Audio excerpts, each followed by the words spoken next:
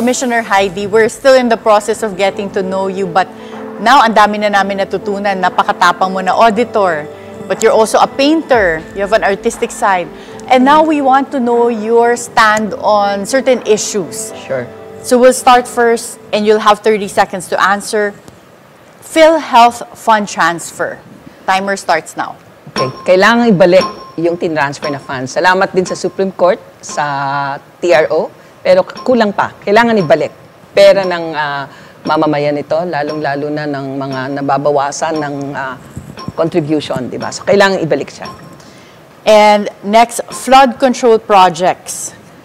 Yung Timer starts now. Yung flood control project, kailangang i-audit, ano? At parang awa nyo na, yung mga nag-sponsor o yung mga nag-ano na mga project dito, subukan nyo namang wag kurakutin yung mga budget na yan. Katakot-takot ang namamatay dyan, ano? At kung nagbibigay kayo ng ayuda dyan sa mga nabaha at nabagyo, parang ibinabalik nyo lang yung perang ng bayan na kanila naman. And we'll reset the timer. Your stand on POGOs. Timer starts now. Nako, syempre, kaya nga na sinasabi ng marami, ano, hindi naman totoong nakapag-contribute ito ng income o resources sa National Treasury. Meron ng pag-aaral na sinasabing napakaliit ng porsyento na galing dyan. And pangalawa, of course, nakita natin na ito yung pinagmulan ng kung ano-anong scam, ano? So dapat talaga malalim na ang investigasyon na gawin dyan. At huwag lang magsentro doon sa mga personalities na paborito. Ano? Isentro din natin, sino-sino pa talaga yung mga government official na nagpauso ng POGO. Okay. And West Philippine Sea. Nako, ang biro ko nga ho. Kung hindi nyo ako kayang mahalin, West Philippine Sea na lang. Atin yan, kailangan nating ipaglaban. Well said. And next, poverty alleviation. The timer starts now. Poverty alleviation. Ito yung sinasabi ko eh. Paborito natin yung poverty alleviation. Tuwang-tuwa tayo sa mahihirap tuwing mag-e-eleksyon. Kailangan ho, pinag-aaralan ng mas malalim yan. At pangalawa, ang nakakaalam ng poverty alleviation, yung tunay na istorya, dapat magmula doon sa mga tunay na mahihirap. At dapat nakikinig ang pamahalaan. At hanapin po natin kung sino yung tunay nakikinig. Sa amin hong audit, bahagi yan. Kaya nga ho yung audit is to listen. So, umanap tayo ng tunay na nakakaalam ng dahilan kung bakit tayo naghihirap. Oo. So, a lot of people don't associate poverty alleviation with auditing, but you're right, it is a source of poverty kasi nawawaldas yung pera ng bayan. Next topic, unemployment. Timer starts now. Unemployment, ano? Merong ang tinatawag na underemployment. Malaking usapin po ito. Kung walang katiwalian, mas maraming gobyernong pera ang gobyerno at programa para magbigay ng tamang training. Kasi matatalino po yung mga Pilipino eh.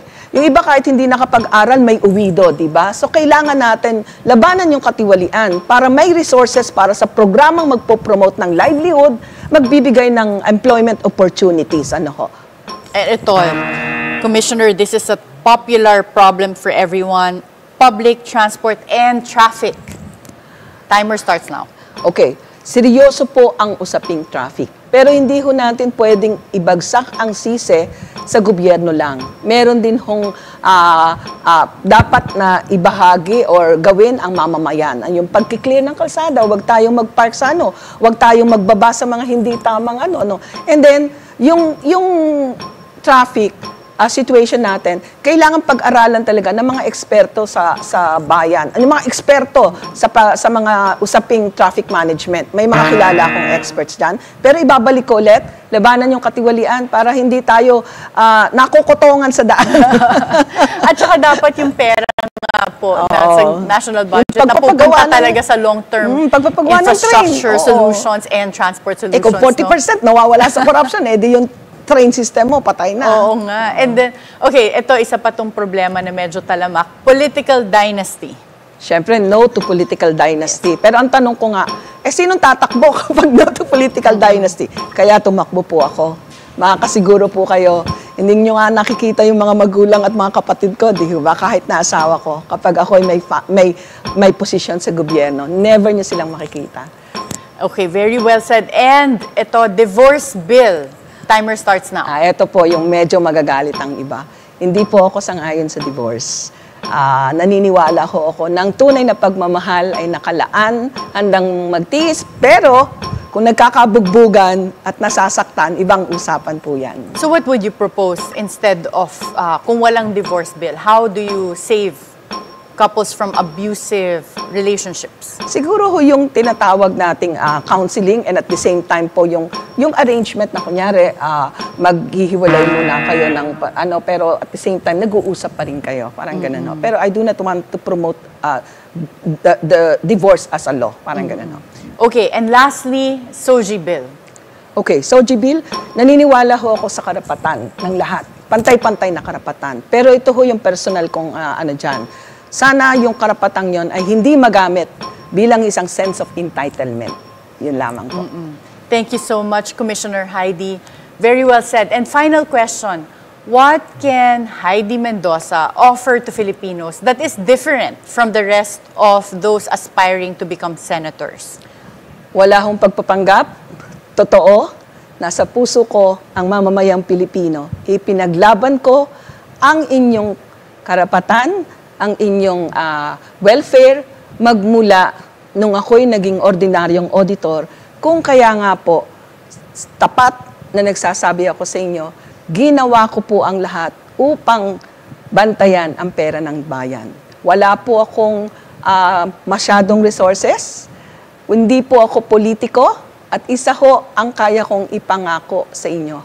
Tapat at tunay na serbisyo na hindi kumikilala sa kapangyarihan at kamag-anak o kaibigan.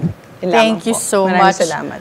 Again, we have former COA Commissioner Heidi Mendoza. Thank you so much, and it was a pleasure getting to know you and your platform of governance.